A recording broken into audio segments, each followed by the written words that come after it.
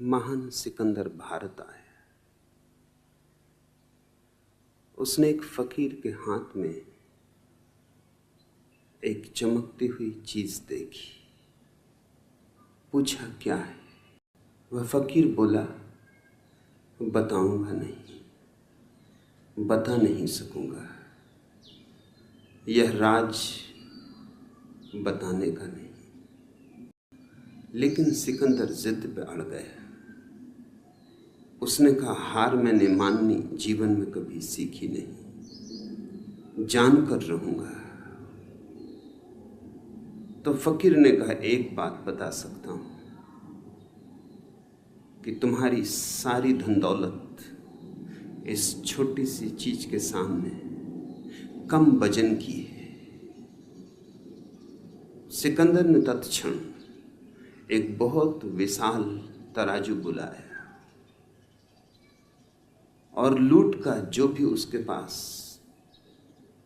सामान था, हीरे जवाहरात थे, सोना चांदी था, सब उस तराजू के एक पलवे पे चढ़ा दिया।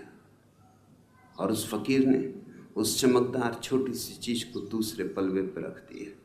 उसके रखते ही फकीर का पलवा नीचे बैठ गया और सिकंदर का पलवा ऊपर उठ गया, ऐसे कि जैसे खाली हो। सिकंदर किम कर्तव्य विमूढ़ हो गया। झुका फकीर के चरणों में और कहा, कुछ भी हो,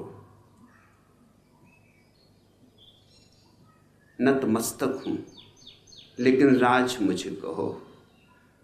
फकीर ने कहा, राज कहना बहुत मुश्किल है, कहा नहीं जा सकता, इसलिए नहीं कह रहा हूं। लेकिन तुम झुके हो, इसलिए एक बात और बताए देता हूं।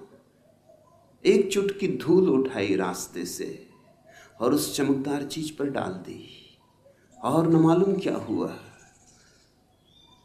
कि फकीर का पलवा एकदम हल्का हो गया और ऊपर की तरफ उठने लगा, और सिकंदर का पलवा भारी हो आया और नीचे बैठ गया। स्वभाव था सिकंदर तो और भी चकित हुआ। उसने कहा, यह मामला क्या है? तुम पहेलियों को और पहेलियां बना रहे हो और उलझा रहे हो। सीधी सादी बात है, कहना हो कह दो, न कहना हो न कहो। उस फकीर ने कहा, अब कह सकता हूं। अब तुम जिज्ञासा से पूछ रहे हो, अब जोर जबरदस्ती नहीं। यह कोई खास चीज नहीं, मनुष्य की आंख है। धूल पड़ जाए 2 कौड़ी की, धूल हट जाए तो इससे बहुमूल्य और कुछ भी नहीं। सारी पृथ्वी का राज्य भी नहीं, सारी धन दौलत फीकी है। संबोधि का अर्थ होता है नरेंद्र, तुम्हारे भीतर की आंख। और कुछ ज्यादा कठिनाई की बात नहीं, थोड़ी सी धूल पड़ी है, सपनों की धूल। धूल भी सच नहीं, विचारों की धूल, कल्पनाओं की धूल, कामनाओं की धूल। धूल भी कुछ वास्तविक नहीं, धुआं धुआं है। मगर उस धुएं ने तुम्हारी भीतर की आंख को छिपा लिया, जैसे बादल आ जाएं और सूरज छिप जाए, बादल छट जाएं और सूरज प्रकट हो जाए। बस इतना ही अर्थ है संबोधि का। बादल छट जाएं और सूरज प्रकट हो जाए। तुम सूरज हो, बुद्धत्व तुम्हारा स्वभाव है। मगर खूब तुमने बादल अपने चारों तरफ सजा लिए, न मालूम कैसी कैसी कल्पनाओं के बादल, न मालूम कैसी कैसी कामनाओं के बादल, जिनका कोई मूल्य नहीं, जो कभी पूरे हुए नहीं, जो कभी पूरे होंगे नहीं।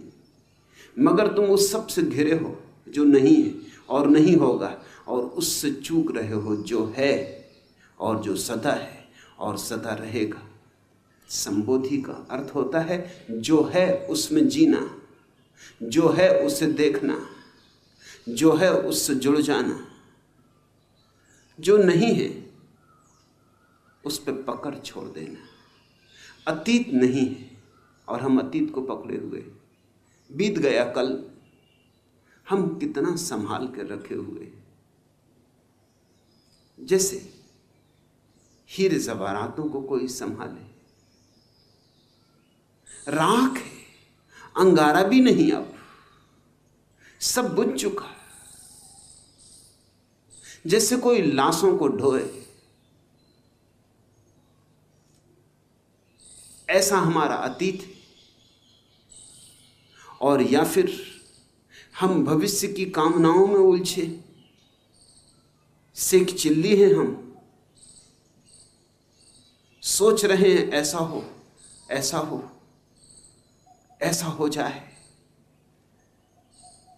कितने सपने तुम फैलाते हो, कितने सपनों के जाल बुनते हो, और इन दो चक्कियों के पाटों के बीच जो दोनों नहीं है, अतीत नहीं है, नहीं हो चुका, भविष्य नहीं है, अभी हुआ ही नहीं, इन दो नहीं के बीच जो है वर्तमान का छोटा सा क्षण, वो दबा जा रहा है। इन दो चक्कियों के बीच में तुम्हारा अस्तित्व पिसा जा रहा है।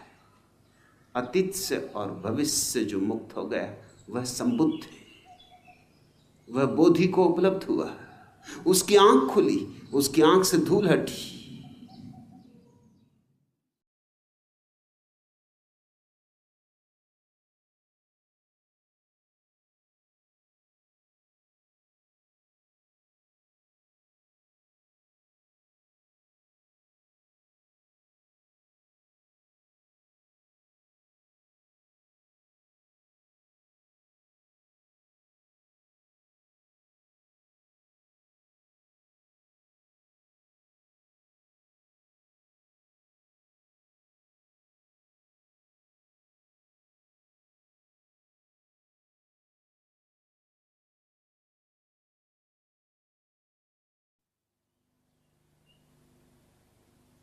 महान सिकंदर भारत आया।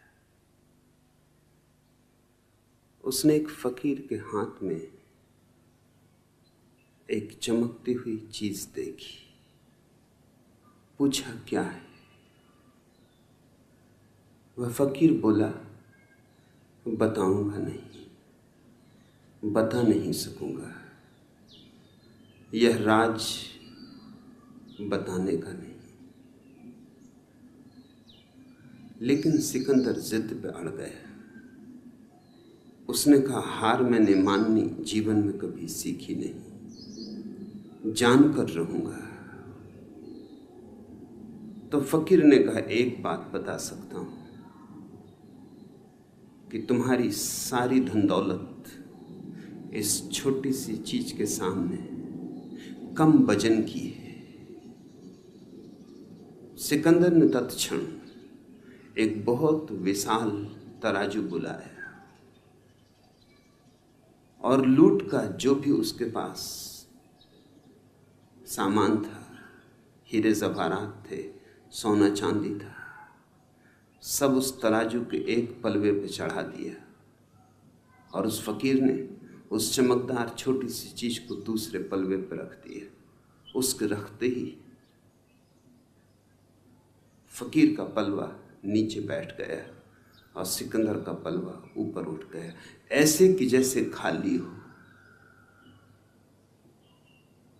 सिकंदर किम कर्तव्य विमूढ़ हो गया। झुका फकीर के चरणों में और कहा, कुछ भी हो, नतमस्तक हूं, लेकिन राज मुझे कहो। फकीर ने कहा, राज कहना बहुत मुश्किल है, कहा नहीं जा सकता, इसलिए नहीं कह रहा हूं, लेकिन तुम झुके हो इसलिए एक बात और बता देता हूं। एक चुटकी धूल उठाई रास्ते से और उस चमकदार चीज पर डाल दी, और न मालूम क्या हुआ कि फकीर का पलवा एकदम हल्का हो गया और ऊपर की तरफ उठने लगा, और सिकंदर का पलवा भारी हो आया और नीचे बैठ गया।